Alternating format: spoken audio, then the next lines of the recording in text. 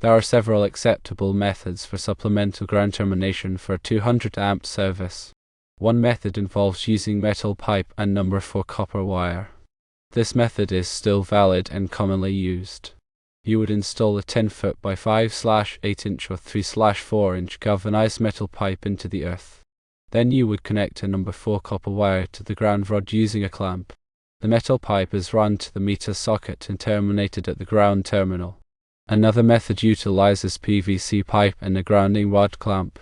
This method is becoming more popular due to its ease of installation and flexibility.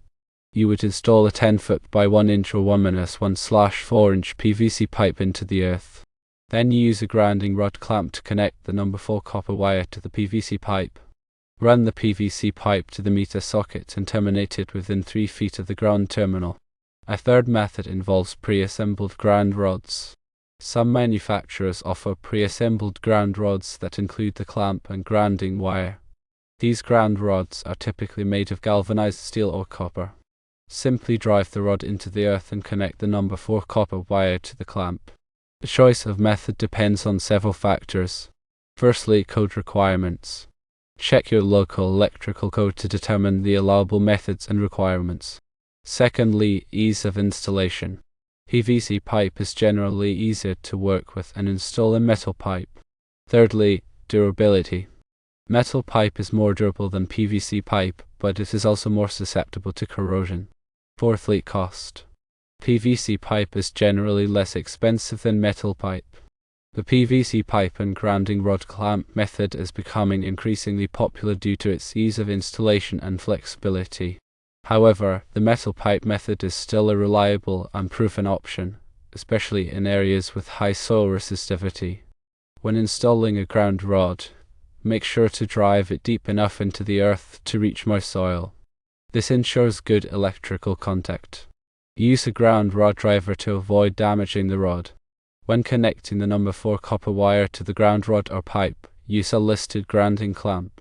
Make sure the clamp is properly tightened to ensure a good connection.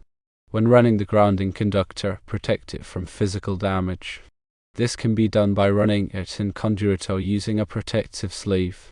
Ensure the grounding conductor is continuous and without splices. Splices can create tire resistance connections that can compromise the effectiveness of the grounding system. The grounding electrode conductor should be sized according to the requirements of the National Electrical Code, specifically Table 250.66. For a 200 amp service, a number 4 copper wire is typically sufficient. However, always verify this with the local electrical code. When connecting to a metallic water pipe, ensure the connection is made on the street side of the water meter. This ensures that the grounding system is effective even if the water meter is removed. Also, bond around the water meter with a bonding jumper. This maintains the continuity of the grounding system. Consider using exothermic welding for connections to ground rods or metallic water pipes. Exothermic welds create a permanent low-resistance connection that will not loosen or corrode over time. When installing ground rods, space them at least twice their length apart. This helps to reduce the impedance of the grounding system. If multiple ground rods are used, connect them together with a grounding electrode conductor. This creates a more effective grounding system. Always follow the manufacturer's instructions when installing grounding clamps and other grounding equipment. This ensures proper installation and performance. Inspect the grounding system regularly to ensure it is in good condition. Look for signs of corrosion, damage, or loose connections. Repair any problems immediately. If you are unsure about any aspect of grounding system installation, consult with a qualified electrician. Grounding is a critical safety component of an electrical system, and it is important to get it right. When using PVC conduit for the grounding electrode conductor, ensure it is properly supported and protected from physical damage. PVC conduit is not as strong as metal conduit and can be easily damaged. When using metal conduit for the grounding electrode conductor, ensure it is properly bonded to the grounding system. This prevents the conduit from becoming energized in the event of a fault. Use grounding bushings or bonding jumpers to bond the conduit to the grounding system. When installing ground rods in rocky soil, it may be necessary to use a ground rod driver with a hammer attachment. This will help to drive the rod through the rocks. Alternatively, you may need to move the ground rod to a different location with less rocky soil. When installing ground rods near underground utilities, use caution to avoid damaging the utilities. Call your local utility company to locate underground utilities before digging. When installing ground rods in corrosive soil, use a copper-clad ground rod. Copper-clad ground rods are more resistant to corrosion than galvanized steel ground rods. Consider using a chemical ground rod if soil resistivity is high. Chemical ground rods contain chemicals that leach into the surrounding soil, reducing its resistivity and improving the effectiveness of the grounding system. When using a chemical ground rod, follow the manufacturer's instructions for installation and maintenance. The grounding electrode conductor should be protected from physical damage by enclosing it in rigid metal conduit, intermediate metal conduit, rigid non-metallic conduit, electrical metallic tubing, or cable armor. The protective covering should extend from the ground level to a point at least 8 feet above the ground. When connecting the grounding electrode conductor to the service equipment, use a listed terminal or busbar. The terminal or busbar should be sized to accommodate the grounding electrode conductor. The grounding electrode conductor should be installed in a straight line as much as possible. Avoid sharp bends or kinks in the conductor. The grounding electrode conductor should be securely fastened to the building or structure. Use straps, clamps, or other suitable means of support. The grounding electrode conductor should be protected from damage caused by rodents or other animals. Consider using a rodent-resistant conduit or cable. The grounding electrode conductor should be protected from damage caused by sunlight. Use a sunlight-resistant conduit or cable. The grounding electrode conductor should be installed in a manner that prevents water from entering the service equipment.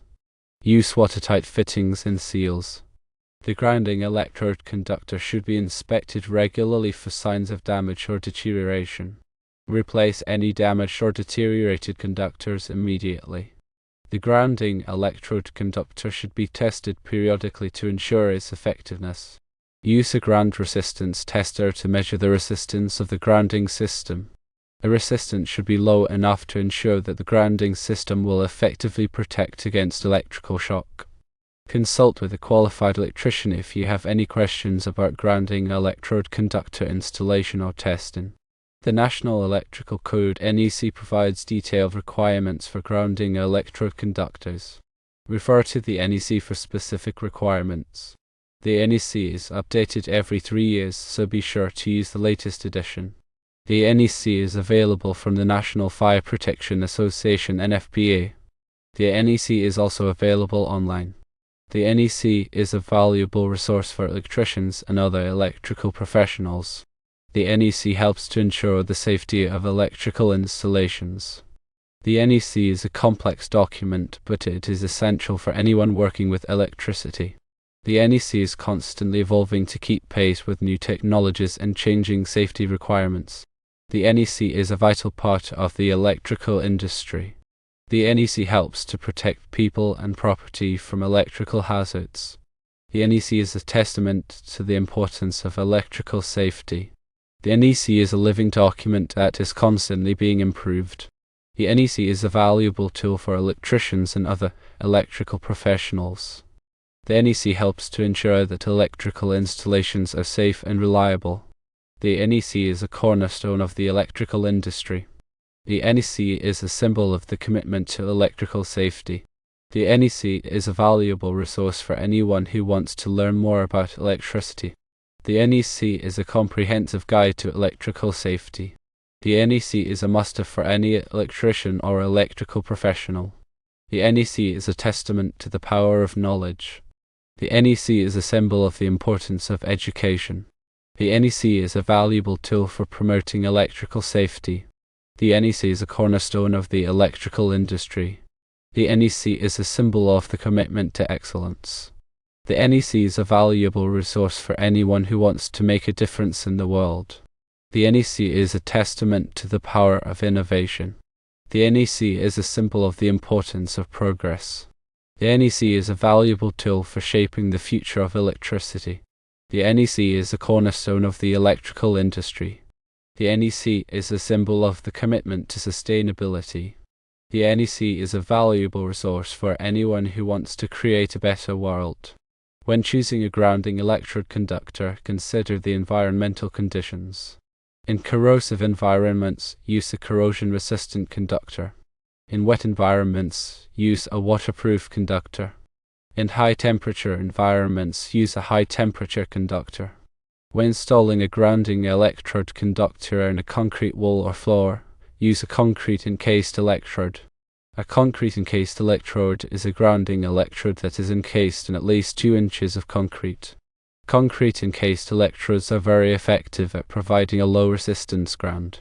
When installing a grounding electrode conductor in a swimming pool area, follow the special requirements for swimming pool grounding. Swimming pool grounding is essential for preventing electrical shock hazards. When installing a grounding electrode conductor in a hazardous location, follow the special requirements for hazardous location grounding. Hazardous location grounding is essential for preventing explosions and fires. When installing a grounding electrode conductor in a healthcare facility, follow the special requirements for healthcare facility grounding. Healthcare facility grounding is essential for protecting patients from electrical shock hazards. When installing a grounding electrode conductor in an agricultural building, follow the special requirements for agricultural building grounding. Agricultural building grounding is essential for protecting livestock from electrical shock hazards. When installing a grounding electrode conductor in a data processing center, follow the special requirements for data processing center grounding. Data processing center grounding is essential for protecting sensitive electronic equipment from damage. When installing a grounding electrode conductor in a telecommunications facility, follow the special requirements for telecommunications facility grounding. Telecommunications facility grounding is essential for protecting telecommunications equipment from damage. Always consult with a qualified electrician before installing a grounding electrode conductor. A qualified electrician can help you to choose the right conductor and install it properly. Proper grounding is essential for electrical safety. Do not attempt to install a grounding electrode conductor unless you are qualified to do so. Electrical work can be dangerous. Be careful when working with electricity. Always follow safety precautions. If you are not sure what you are doing, ask for help. It is better to be safe than sorry. Electricity is a powerful force. Treat it with respect. The safety of yourself and others depends on it. The correct and safe implementation of grounding electrodes and grounding electrode conductors is crucial for any electrical installation. Do not take shortcuts. Always follow best practices. Ensure the longevity and safety of the electrical system by utilizing proper grounding techniques.